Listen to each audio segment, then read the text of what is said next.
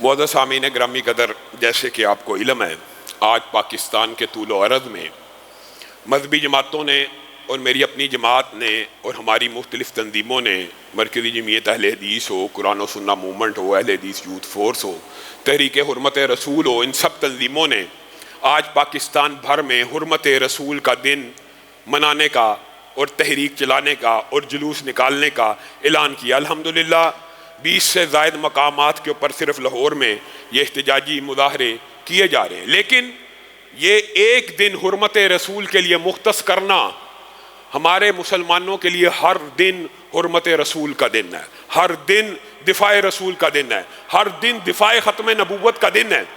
میرے بھائیوں، یہ کیا معاملہ ہوا کہ آپ کو کفار آئے روز چیک کرتے رہتے ہیں، ٹیسٹر لگاتے ہیں کہ یہ رسول اللہ صلی اللہ علیہ وسلم کی توہین کے ٹیسٹر اس لیے لگائے جاتے ہیں کہ ان کو عادی بنا دیا جائے۔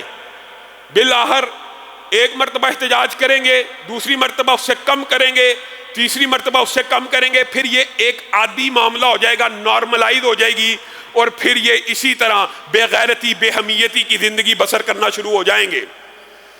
لیکن اللہ کا یہ فضل و کرم ہے کہ یہ سازشیں آج سے نہیں ہیں، 100 برس 150 برس تقریباً ہو چکا ہے یہ سامراج مستقل یہ ٹیسٹر مسلمانوں کو لگاتا ہے، اور وہ مسلمان جو پستی اور زوال کے اندر کھوئے ہوئے، نشوں کے اندر دھت پڑے ہوئے، جب بھی ان کو یہ ٹیسٹر لگتا ہے ان کی غیرت جاگ جاتی ہے۔ اور میں یہ اکثر کہا کرتا ہوں نجی محفلوں میں، اسلام امن کا، اعتدال کا، امن، اسلام نام ہی امن اور اعتدال کا ہے، لیکن اسلام بے غیرتی اور بے حمیتی کا نام نہیں ہے۔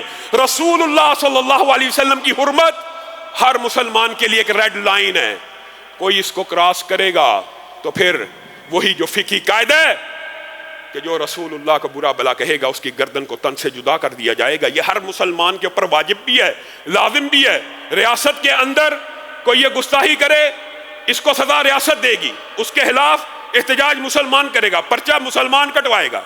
لیکن اگر کوئی حربی کافر غیر ملکی یہ کام کرے، پھر کسی بھی مسلمان کا داؤ لگے وہ یہ کام کر دے، شریعت نے اس کو یہ اجازت دی ہے۔ یہ فتوے آپ کو بڑے تلخ لگتے ہیں، اور ہمارے سوشل میڈیا اکاؤنٹس کے اوپر ان تقریروں کے بعد پابندی لگا دی جاتی ہے، 10-10 لاکھ کا پیج اڑا دیا جاتا ہے کہ یہ جی کیسا فتویٰ دیتے ہیں۔ آج یہ جو نور پور شرما نے اور شری واستو نے رسول اللہ کی شان کے اوپر حملہ کیا، رقیق حملہ، گندا حملہ کیا ہے۔ حقیقت بات ہے، کچھ باتیں سچ بھی کہنی چاہیے، کچھ باتیں تلخ بھی ہوتی ہیں۔ آج آپ کڑوی اور سچی باتیں بھی سن کے جائیں۔ انہوں نے آج سے 15-20 دن پہلے یہ کام کیا، برے صغیر کے مسلمان سوئے ہوئے تھے، چند آوازیں جس دن یہ واقعہ ہوا، میں نے بعض مذہبی رہنماؤں نے ٹویٹر اور سوشل میڈیا پہ نور شرما کی اس بکواس کی نشاندہی کی اور اس کے خلاف کمپین چلائی، لیکن حقیقت ہے اس مرتبہ یہ کریڈٹ اور یہ بازی عرب جیت گئے۔ انہوں نے ہندوستان کا ایسا بائیکاٹ کیا، ہندوستان کی مصنوعات کو اپنے سٹوروں سے ایسے نکالا کہ مودی بھی گھٹنے ٹیکنے پہ مجبور ہو گیا، معذرت خانہ رویہ، اور اپنے ترجمان کو معطل کر دیا۔ ہاں، کوئی اگر کسی کو کریڈٹ کوئی کام کر جائے اس کو اس کا کریڈٹ دینا چاہیے۔ عربوں نے اس مرتبہ رسول اللہ صلی اللہ علیہ وسلم سے جو والہانہ محبت اور عقیدت کا اظہار کیا وہ بازی لے گئے۔ اب تو یہ احتجاج صرف ہم اپنے غم و غصے کا اظہار کر رہے ہیں، بازی تو وہ لے جا چکے ہیں، لیکن ہمارے دل میں بھی یہ سوال پیدا ہوتا ہے کہ یہ جو بازی عربوں نے اس دفعہ مودی کے مقابلے میں، ہندوستان کے مقابلے میں جیتی ہے، فرانس کے وقت یہ بازی کہاں تھی؟ فرانس کے موقع کے اوپر عربوں نے یہ حمیت کا اور اس طرح کی غیرت کا مظاہرہ، دل میں یہ سوال تو آ سکتا ہے۔ اور میں آپ کو ایک بات بتلاؤں، ان بدبختوں کو، ان بے حمیت لوگوں کو یہ جرت اگر کسی نے دی ہے کہ یہ بار بار رسول اللہ صلی اللہ علیہ وسلم کی شان میں توہین کریں، تو اس کے پیچھے بھی وہ چھپی ہوئی کالی بیڑیں ہیں، وہ ہاتھ ہیں جنہوں نے مغرب کو اور جنہوں نے گستاحان رسول کو یہ سخت پیغام بھجوانے کی بجائے آسیہ ملونہ کو رہا کر دیا۔ ان کو یہ نہ پیغام دیا کہ یہ آخری لیمٹ ہے، اس کے اوپر نو کمپرومائز، کوئی سیکولر مسلمان ہو، کوئی بد عمل مسلمان ہو، کوئی بے عمل مسلمان ہو، رسول اللہ کی ذات کے اوپر اگر حملہ ہوگا تو وہ مسلمانوں کے ساتھ ایک صف میں کھڑا ہوگا. آسیہ ملونہ کی گردن کو اڑایا جاتا تب یہ پیغام جاتا. آپ آسیہ ملونہ کو چھوڑ دیتے, آپ نے کیا پیغام دیا؟ آپ نے کیا پیغام دیا؟ آپ فرانسیسی سفیر کو ملک سے بدر نہیں کرتے, آپ نے کیا پیغام دیا؟ آپ اس وقت ملک کو معیشت کے نعرے پڑھاتے ہیں, جی معیشت تباہ ہو جائے گی, جی اس کو بدر کر دیا, یا اس کو ایک مراسلہ تک آپ نے نہیں تھمایا, احتجاجی مراسلہ تک آپ نے نہیں تھمایا. اور آپ محب رسول بنتے ہیں. رسول اللہ صلی اللہ علیہ وسلم کی ذات ایک ایسی ریڈ لائن ہے کہ جب بھی کوئی کراس کرے گا, اور نور پور شرما کو اور شری واستو کو میں سوچتا ہوں, ان کو تو یہ نہیں تھا بھولنا چاہیے. ان کو کیا رام پال کے سینے میں اترا ہوا غازی علم دین کا خنجر بھول گیا, کیونکہ مسلمان بے ضمیر ہو گئے, مسلمان بے حمیت ہو گئے. آج ان کو امی عائشہ کے خلاف ہردہ سرائی کرنے کی ہمت اور جرت اگر کسی نے دی ہے تو وہ رافضی ٹولہ ہے جو مسلمانوں کے اندر بیٹھ کے امی عائشہ اور امی حفصہ کے اوپر پہلے سے کیچڑ اچھالتا ہے. ہاں یہ بات آپ کو تلخ لگے گی. آج پوری دنیا کا عرب ہندوستان کے ساتھ بائیکاٹ مقاطعے کی مہم چلا رہا ہے, اور ان کو گھٹنے ٹیکنے کے اوپر مجبور کر رہا ہے, اور وہ گھٹنے ٹیک چکے ہیں اور معذرت کے بیان شروع ہو چکے ہیں. لیکن ایک نام نہاد مسلمان ملک بات طلح ہے, کبھی نہیں کی, لیکن دل خون کے عنصر ہوتا ہے. نام نہاد مسلمان ملک جی یہاں پہ اسلامی انقلاب آیا تھا. وہ ایران ہندوستان کو پیغام دے رہا ہے, اگر تجھے عرب ممالک تیل نہ دے تو تو ایران سے تیل لے لیں. یہ وہ پشت کے اوپر خنجر گھونپنے والے ہیں. ان کے نزدیک امی عائشہ کی حرمت کیا ہے؟ یہ پاکستان کے اندر, اور میرے بھائیوں اللہ کی قسم شکر ہے قوم کو یہ باتیں سمجھ آ گئی ہیں. ماں عائشہ کے رسول اللہ کے حرم کے اوپر حملہ, رسول اللہ کی ازواج کے اوپر حملہ, رسول اللہ کے گھر والی عورتوں کی عزت و ناموس پہ حملہ, رسول اللہ کی ناموس پہ حملہ ہے. اللہ کا شکر ہے مسلمانوں کو یہ بات سمجھ آ گئی ہے. اور اگر رسول اللہ کے گھر والوں کی عزت کے اوپر حملہ رسول اللہ ہی کی توہین ہے, اور رسول اللہ ہی کے اوپر حملہ ہے, تو پھر آپ کے معاشرے میں وہ رافضی فکر کے لوگ جو ہر وقت امی عائشہ کے بارے میں بکواس کرتے ہیں, آپ کو ان کی اصلاح کرنے کی بھی ضرورت ہے, اور ان کے لیے بھی قانون سازی بنانے کی ضرورت ہے. اور عجیب بات ہے فریڈم آف سپیچ کا نعرہ لبرل اور سیکولر لوگ یہاں پہ یوز کرتے ہیں. کسی مذہبی رہنما کی توہین کر دینا کیا فریڈم آف سپیچ ہے؟ مجھے ایک بات بتلائیے, میں یہ یورپ کے سیکولر اور پاکستان کے سیکولر, لبرل انڈیا کے سیکولر اور لبرل سے سوال کرتا ہوں. ایک جج ایک انسان ہی ہوتا ہے نا, اس نے اپنے آرڈر اور اپنے جورسڈکشن کے خلاف عمل کرنے والے کے لیے کون سا قانون بنوایا ہوا ہے پارلیمنٹ سے؟ توہین عدالت کا. ایک جج کی توہین یا اس کے آرڈر کو نہ ماننا تو توہین عدالت ہے. ایک وطن کے جھنڈے کو جلا دینا, ایک وطن کی کرنسی نوٹ کو جلا دینا, اس کی بے توقیری کرنا, بے احترامی کرنا, اس کے اوپر تو توہین وطن کا, توہین پرچم کا, توہین کرنسی کا قانون لگے گا. اور آپ کو پتہ ہے بعض ممالک میں توہین پرچم, توہین وطن, توہین کرنسی کی سزائیں موت ہیں. آپ انسانوں کے لیے کہ آپ کسی ملک کا پرچم ہے, کسی ملک کی فوج کی توہین کے اوپر قوانین موجود ہیں دنیا کے اندر. یہ صرف پاکستان کی بات نہیں کر رہا, توہین عدالت, توہین فوج, توہین ادارے, توہین وطن, توہین پرچم, یعنی جو جس وطن کا میں رہتا ہے اس کی علامتوں کی بھی توہین نہ کرے. یہ قوانین تو آپ نے بنا دیے, تو کیا مسلمان یہ مطالبہ کرنے میں حق بجانب نہیں ہے؟ آپ نے یہودیوں کے بارے میں عالمی میڈیا, عالمی تنظیموں نے قانون بنایا ہوا ہے. آپ کو پتہ ہے کیا قانون ہے کہ یہودی سینٹیمنٹس کو, یہودیوں کے جذبات کو مجروح نہ کیا جائے. وہ جو ان کا قتل عام ہوا ہے, وہ اگر کوئی بندہ مسلمان یہ کہنا نہیں ہوا یہودیوں کا قتل عام, تو یہ توہین ہے, اور اس کے اوپر یورپ میں بھی پابندی ہے. اور 1.5 ارب مسلمان کرتاس کے چہرے پر ایک لفظ لکھا میں نے, اس لفظ کی خوشبو سے کرتاس معطر ہے, اس نام کی کرنوں سے ہر چیز منور ہے. وہ نام مکمل ہے، وہ نام محمد ہے صلی اللہ علیہ وسلم۔ اس نام کو، اس کی توہین کرے اور 1.5 ارب مسلمانوں کا کلیجہ چھلنی ہو جائے، یہ فریڈم آف سپیچ ہے کہ ہیٹ سپیچ ہے؟ ایمانداری سے بتاؤ، تو لو میدان عدل میں ہی آ جاؤ، عقل کے ساتھ ہی بات کر لو، دلیل کے ساتھ ہی بات کر لو۔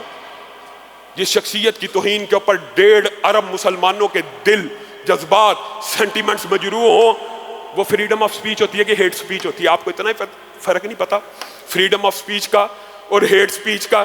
آپ کو فرق ہی نہیں پڑتا۔ لیکن ان سب کے اندر معذرت کے ساتھ ایک تو میں یہ اب جس طرح دارالکفر میں رہنے سے ایمان ضائع ہو جاتا ہے، اور یہ بات بھی میرے ہندوستانی بھائیوں کو کئی مرتبہ بڑی تلخ لگتی ہے، وہاں پہ آپ کو پتا توحید پرستوں کی ایک بہت بڑی تنظیم اور جماعتیں موجود ہیں، توحید پسند بھی، وہ ان باتوں سے فیل کرتے ہیں کہ علامہ صاحب آپ اس طرح کی باتیں کرتے ہیں، پاکستان میں رہتے ہوئے آپ کر سکتے ہیں، آپ کو اجازت ہے اس لیے آپ کر جاتے ہیں۔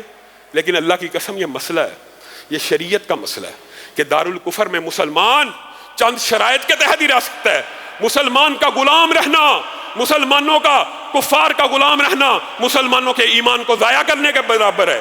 اور دارالکفر میں رہنے کی جو شرائط ہیں، اگر ہندوستان کا مسلمان بھی ان شرائط کے مطابق نہیں رہتا، اگر وہ ہندوستان کے قلب سے ایک نئی اسلامی ریاست کے وجود کی جدوجہد نہیں کرتا، اگر وہ ہجرت کا ارادہ نہیں کرتا، اگر وہ اس کفر کی حکومت کو ختم کرنے کی جدوجہد میں شامل نہیں ہوتا، تو یہ میرا فتویٰ نہیں ہے، یہ رسول اللہ صلی اللہ علیہ وسلم کا فتویٰ ہے۔ ان قرآن کی آیتیں ہیں۔ اللہ تعالیٰ قیامت کے دن ان مسلمانوں سے پوچھے گا، کیا تمہارے لیے اللہ کی زمین کے اوپر کوئی وطن ایسا نہیں تھا، کوئی دھرتی ایسی نہیں تھی جہاں پہ چلے جاتے، نکل جاتے، ہجرت کرتے، یا واپس پلٹتے، یا ان کے ساتھ لڑتے، یا ان کے ساتھ جہاد کرتے، یا ان کے ساتھ قتال کرتے؟ مسلمان غلام نہیں رہ سکتا، جس طرح غلام رہنا اور دارالکفر میں رہنا مسلمانوں کے ایمان کو ضائع کر دیتا ہے۔ اللہ کی قسم وہ بہت سے نیک، طیب اور پکیزہ مسلمان ایسے ہیں جو دارالکفر کو ان باتوں سے چھوڑ آئے ہیں۔ کوئی آسٹریلیا سے آیا، کوئی کینیڈا سے آیا، کوئی انگلینڈ سے، چھوڑ آتے ہیں۔ اور بعض ایسے ہیں جن کی عقل کے اوپر پردہ ہے، ان کو یہ لگتا ہے یہ بس جی مولویوں کی باتیں ہیں، ان کے اندر کوئی اصلیت نہیں۔ میرے بھائیو، اللہ کی قسم جس طرح دارالکفر میں رہنا، اور میں یہ اس لیے کہہ رہا ہوں، یہ انڈیا کے مسلمانوں کی ذمہ داری ہے کہ وہ غازی علم دین شہید کا کردار ادا کرے۔ رام پال کا سینہ جو یہ بھول چکے ہیں، شری واستو اور نورپور شرما کو اس خنجر کی یاد آپ کو دلانی ہوگی۔ اولا لکا فاولا، آپ اس خطے میں موجود ہیں، آپ کو حرمت رسول کی جنگ ہم سے پہلے لڑنی چاہیے، لیکن کیا ان کے لڑنے کی ذمہ داری ڈال کے ہم سب بری ہیں؟ اللہ کی قسم نہیں بری۔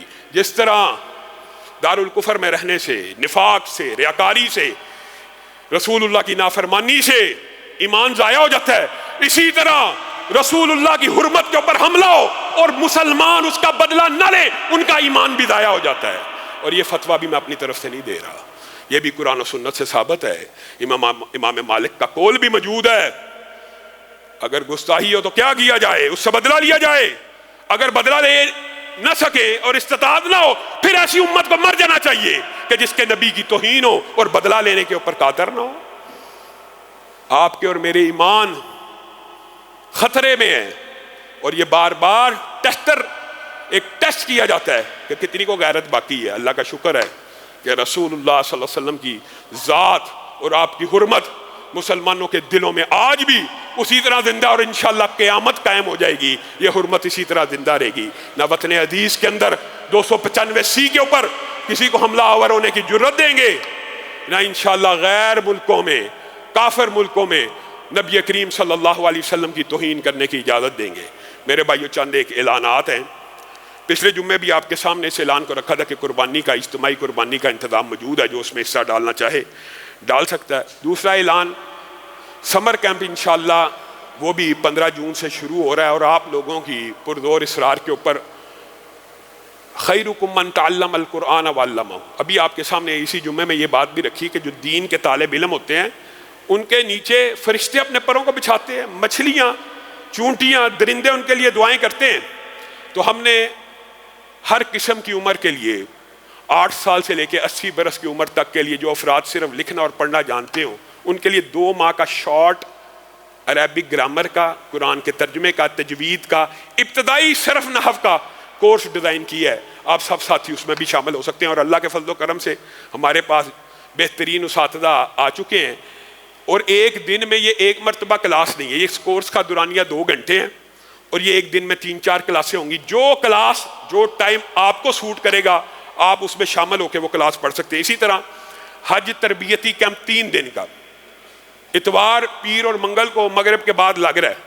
جن لوگوں نے حج پہ جانا ہے ان کو تو شامل ہونا ہی چاہیے، اور لیکن حج بھی ایک ایسا فریضہ ہے جو اسلام کی بنیادوں میں سے ہے، ہر ایک پر فرض ہے۔ جب اس کے پاس پیسہ ہو اس نے کرنا ہے تو وہ شوق و رغبت اور وہ مراحل، جنہوں نے حج نہیں بھی کرنا وہ بھی اس تربیتی ورکشاپ میں شریک ہو سکتے ہیں، اتوار کے دن، پیر کے دن اور منگل کے دن۔ ان 3 دنوں میں مغرب کے بعد وہ تربیتی کیمپ بھی لگے گا۔ اللہ رب العزت جو کہا گیا، جو سنا گیا، اس کو سمجھنے کی توفیق عنایت فرمائے۔ سبحان ربک رب العزت عما یصفون۔